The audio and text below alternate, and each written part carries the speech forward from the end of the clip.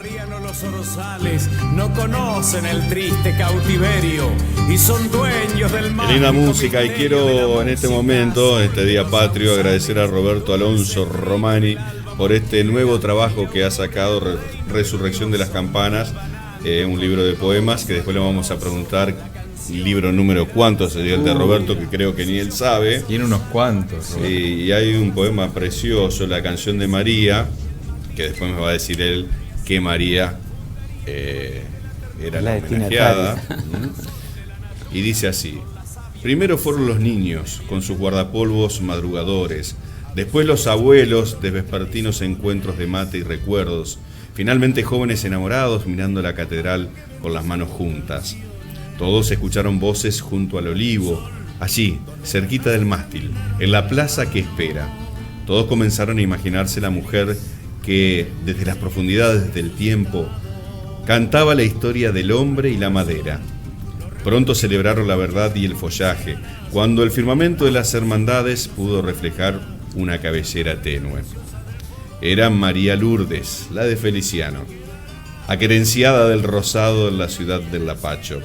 Era la incansable caminadora del paisaje que, como los troncos añosos de la avenida, se negaba a la tristeza del adiós. Con sus manos de fuego entre la savia, con sus ojos de amor entre la fronda, descifraba las sílabas del viento y abrazaba con trinos de distancia al viajero de los ríos y la ternura. Es un aplauso grande. Bienvenido, Roberto, querido. Roberto Romani. Muy contento. Me queda claro que este poema es para Lourdes, ¿no? Sí, María Lourdes Cura, que nos enseñó a no solamente plantar árboles, a querer nuestra naturaleza y a defender todo aquello que está al servicio del hombre para que nosotros lo podamos enriquecer y no para destruirlo, ¿no? De tal manera que este fue un homenaje seguramente en nombre de mucha gente, de muchos entrerrianos agradecidos, que en María Lourdes Cura encontramos una mujer realmente dispuesta a defender el árbol, a defender la vida en definitiva, ¿no? Este es tu libro casi 30. Y por ahí un poquito menos. No tiene un registro muy este es el cachichén. Este es el casi 30 prácticamente. Sí, en realidad por ahí no es tan importante el número, sino, bueno, qué parte de la vida, de los sueños, de las realizaciones de uno y de su pueblo quedan en un libro. Uno le parece que siempre el último es el mejor. Claro, ¿no? Bueno. Porque vuelca no solamente las mismas miradas, vuelca la experiencia del camino, las lecturas y fundamentalmente todas aquellas enseñanzas de los buenos maestros, ¿no? Yo no sabía que tenías tantos títulos honoríficos. Declarado prócer de la cultura por el Museo del Cabildo de Buenos Aires. Estamos hablando de Roberto, ¿eh? La Fundación Juan de los Santos Amores y el Instituto de Arte Folclórico. Nació en La Roque, bueno, provincia de Entre Ríos, el 26 de enero, no decimos del año.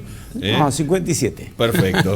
Licenciado en Ciencias de la Comunicación Social, fue distinguido por la Liga de Madres de la República Argentina con el Premio Santa Clara de Asís y por las Comisiones Asesoras Nacionales de Nivel Primario del Ministerio de Educación de la Nación, que seleccionaron su obra poética para ser distinguida por todo el país.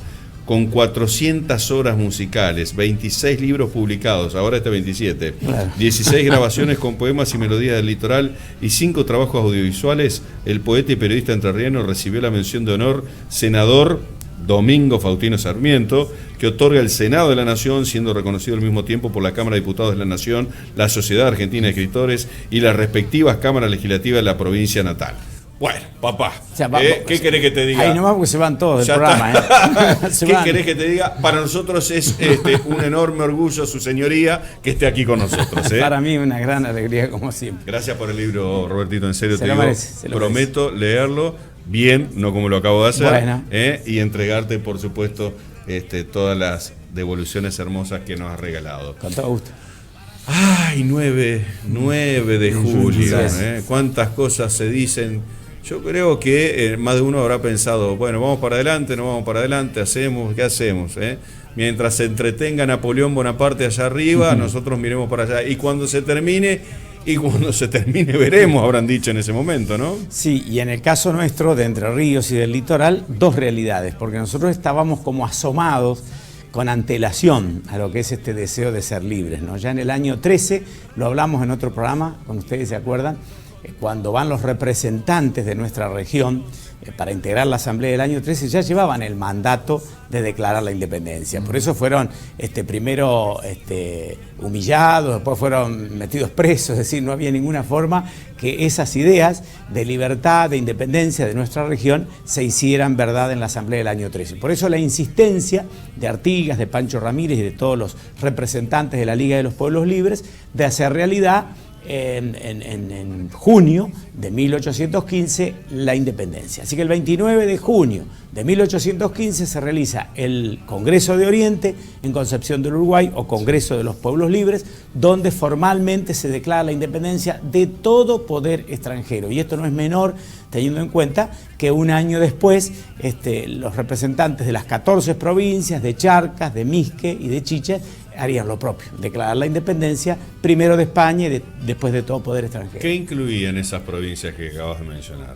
Claro, en la Liga de los Pueblos Libres estuvieron representadas en Concepción del Uruguay en ese congreso por Entre Ríos, Corrientes, Misiones, la Banda Oriental, Santa Fe y parte de Córdoba, ya que había sustanciales, importantes representantes cordobeses que estaban ya adheridos a la idea republicana, democrática y federal de la Liga de los Pueblos Libres, que tenía como líder a Artigas, ¿no? ¿Por qué nos ningunearon después en el 16? ¿Por qué la no participación en la casita de Tucumán? Bueno, obviamente que Buenos Aires no quería saber, ni en el 13 ni en el 15 quería saber con esto de la independencia. Había todavía muchos contactos, muchos negocios, muchos representantes de la alta sociedad de Buenos Aires que no les convenía en absoluto que lograr la independencia. Pero además, estas provincias, en un congreso formalmente realizado en Concepción del Uruguay, se había declarado la independencia, de tal manera que los dos hechos se complementan, a tal punto que la correspondencia que le hacen llegar muchos patriotas a los congresales,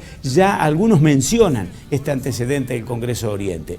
Pero lo de Tucumán tiene la particularidad, en el día que se declara la independencia había 29 congresales. 29 congresales que representaban, como decíamos recién, 14 provincias más el representante de Misque, de Chichas y de Charcas. Ellos deciden, ese día presidía las sesiones, como estudiábamos cuando éramos niños, Francisco Narciso de la Prida, que era el representante de San Juan, y quien es el encargado de redactar el Acta de la Independencia es Serrano, José Mariano Serrano, que era el representante de Charcas. La historia cuenta, y los historiadores lo toman casi textual, que dice que llenos del santo amor, de la justicia, todos por aclamación decidieron que las provincias de la Unión fuesen una nación libre e independiente de los reyes de España. Y por moción precisamente de Serrano, una semana después, se le incorpora el término "y de todo poder extranjero". Esas comunicaciones llegaron a todas las provincias unidas a través de una impresión precaria, pero impresión al fin, por eso se puede contar la historia con esa primera acta de Tucumán, impresas en castellano, 1500 ediciones en castellano, 1000 en quichua y 500 en aymara, claro, teniendo en cuenta que la mayoría de los pueblos que estaban representados por estos congresales hablaban alguno de estos tres idiomas, ¿no? Qué barro, sí, qué increíble. No, estaba pensando, ¿no? Obviamente la Liga de los Pueblos Libres fue determinante en la presencia de representantes tanto para la provincia de Entre Ríos como para Santa Fe y otra provincia argentina más. Pero más allá de eso, hubo provincias que no mandaron representantes también, y eran provincias del virreinato en ese momento. Entonces estas provincias, por razones que desconozco, no mandan representantes. Estamos haciendo referencia a Potosí, Cochabamba y La Paz. ¿Sabés por qué razón no mandan representantes? Claro, porque todavía era, es decir, la duda que teníamos en el litoral también lo tenían otras provincias, que Buenos Aires no iba a decidir, incluso cuando las cosas no le fueran bien, iba a decidir otra cosa, a tal punto que al poco tiempo el Congreso de Tucumán se traslada a Buenos Aires, aceptando las condiciones que ponía Buenos Aires, y después termina la tarea de este Congreso sancionando una constitución unitaria, que era totalmente contrario a los principios, a los objetivos y a los sueños que tenían muchos representantes, muchos de los que no enviaron representantes al Congreso de Tucumán. De hecho, viene toda la historia desde el 16 hasta que se consagra la constitución del 53. Del 53, claro, pero, toda una saga de guerras internas, justamente unitarios, federales, idas y vueltas en ese contexto, ¿no? Sí, y la adhesión y la jura de la independencia en las provincias. Acá en Entre Ríos se produce este hecho cuando era gobernador Mansilla. Claro. Pero bueno, y en otras provincias antes y en otras provincias después. Lo importante es cómo lo vivió el pueblo, porque vos decías cómo vivir el 9 de julio, ¿no? ¿Cómo lo vivió el pueblo? En ese momento, ¿qué dijeron? Bueno, había un señor, por ejemplo, el deán Funes, Gregorio Funes, que murió en el año 1829, pero bueno, es testigo del Congreso de Tucumán. Entonces él dice, había de llegar por fin el día en que no fuera un crimen el sentimiento tierno de amor a la patria, el sentimiento tierno y sublime del amor a la patria. Y otro testigo muy importante es Bartolomé Hidalgo, que es el primer poeta criollo del Río de la Plata, que había llegado con Artigas, conoció Entre Ríos con Artigas cuando el éxodo oriental, y es un hombre que interpreta cabalmente lo que sentía el pueblo de las Provincias Unidas, incluido obviamente la banda oriental, que era parte de las Provincias Unidas. Entonces él en 1816 eleva a los cielos altos de este rincón de América aquellos cielitos de la independencia, que ustedes se han de acordar, y muchos de los televidentes también, que decían: cielito, cielo cantemos, cielito de la unidad, unidos seremos libres, sin unión no hay libertad. El cielito de la patria hemos de cantar paisanos, porque cantando el cielito se inflama nuestro entusiasmo. Sí, esto era en 1816, cuando se celebra el centenario de la Declaración de la Independencia. También hay hombres y mujeres que se hacen eco de esa celebración y tratan de definir la patria. Uno de ellos es un representante muy importante de la cultura nuestra, como es José Ingenieros, que dice que nadie tiene derecho a invocar la patria si no prueba que ha procedido con gestos, con actividades, con entrega, a plasmar esa libertad. Es decir, alguien tiene que probar que procedió a hacer cosas importantes para respetar y enaltecer y engrandecer la patria. Y el otro representante es entrerriano, es Damián Garat, que era de Concordia. Damián Garat había nacido el 30 de junio de 1869, murió en Jesús María, Córdoba, el 5 de abril del año 1921. Pero cuando se celebran los 100 años de la independencia, dice: oh salve Congreso, Junta Soberana, que proclamaste un día la libertad de la conciencia humana, la independencia de la patria mía. Y cuando los 200 años, es decir, los autores que interpretan las vivencias del pueblo, los autores contemporáneos, ya los nuestros, dice, por ejemplo, Borges escribe un largo poema de la patria en la década del 70, que se lo recordó mucho cuando el Bicentenario, que tiene una parte central que dice: todos somos la patria, nadie es la patria, pero todos lo somos, arde en mi pecho y en el vuestro incesante ese límpido fuego misterioso. Y la otra autora sensacional que escribe un largo poema a la patria es Julia Prilusky Farni, ¿no? Que dice que habla de dónde está la patria, ¿no? Donde se mira el cielo con soberbia desesperada y áspera, donde nunca se está del todo solo, donde cada umbral es la morada, donde se quiere arar y dar un hijo, donde se quiere morir está la patria. Es así. Bueno, la verdad, enriquecedor como siempre, Roberto. Quería preguntarte, situándonos en aquel contexto de 1816, uno se pregunta, ¿no? ¿Cuáles eran aquellos que realmente tenían el fuego de la independencia? ¿Cuáles eran otros que decían, bueno, veamos qué va a pasar mientras se soluciona el tema allá en la corona? Otros más temerosos, ¿no es cierto? Otros que pensaban no cortarse de cualquier justamente poder extranjero, sino decir, bueno, es el momento de cambiar en España por Inglaterra. Sí, hay todas las opciones que vos mencionás, hay de había. Todo un poco, sí.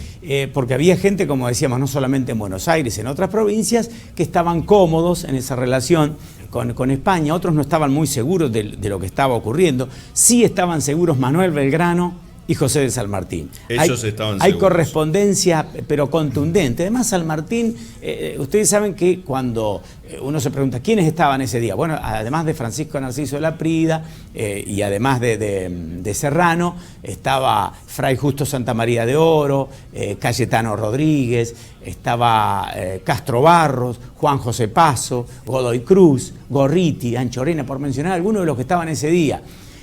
Algunos no los había elegido nadie, es decir, era diferente lo que había ocurrido cuando la Liga de los Pueblos Libres en el Congreso Oriente, que fueron elegidos por asambleas populares. Claro.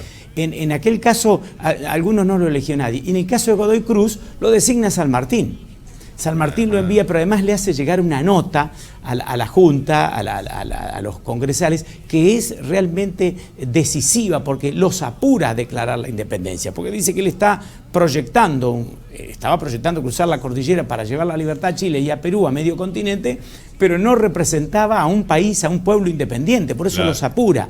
Y después tiene una frase San Martín que sintetiza todo lo que fue ese hombre y lo que pensaban aquellos visionarios hombres y mujeres que nos dieron la patria. Él dice que para defender la independencia basta con tener orgullo nacional, pero para sostener la libertad y los derechos se necesitan hombres de jerarquía y con elevación de alma. Es decir, había que prepararse globalmente, no solamente tener coraje, había que tener un pensamiento, intelectualmente desarrollar una idea para ver qué íbamos a hacer una vez que fuéramos libres, ¿no? Hombres de grandeza. Sí, Qué señor. bárbaro. Lo último, y ya lo dejo a Roberto, había una corriente emancipadora que venía desde un punto de vista filosófico que se venía dando tanto en Europa como en América del Norte, y quienes estaban gestando digamos, la emancipación en el virreinato, en el sur de América Latina, obviamente se habían formado con todo ese conocimiento y toda esa ideología que venía recorriendo a través de libros distintos lugares del mundo, ¿no? Sí, y además, Sergio, esto es importante. ¿Se acuerdan que cuando hablábamos de Belgrano, de toda la rica vida de Belgrano, dura y rica vida de Belgrano, hablábamos que él es autorizado para leer los libros prohibidos por la Iglesia en aquel momento? Bueno, precisamente en muchos de esos libros prohibidos estaban esas ideas que vos decís, que las conocía San Martín, que fueron revolucionarias y que fueron sustanciales para emprender el camino de la patria libre, ¿no? Feliz Día de la Patria, Roberto. Gracias como siempre. Gracias por invitarme. Hasta pronto. Roberto Romani, señores, un encanto, un placer y bueno, una dulzura para nuestros conocimientos cada vez que viene. Y aparte, muchísimas gracias por el libro, ¿sí?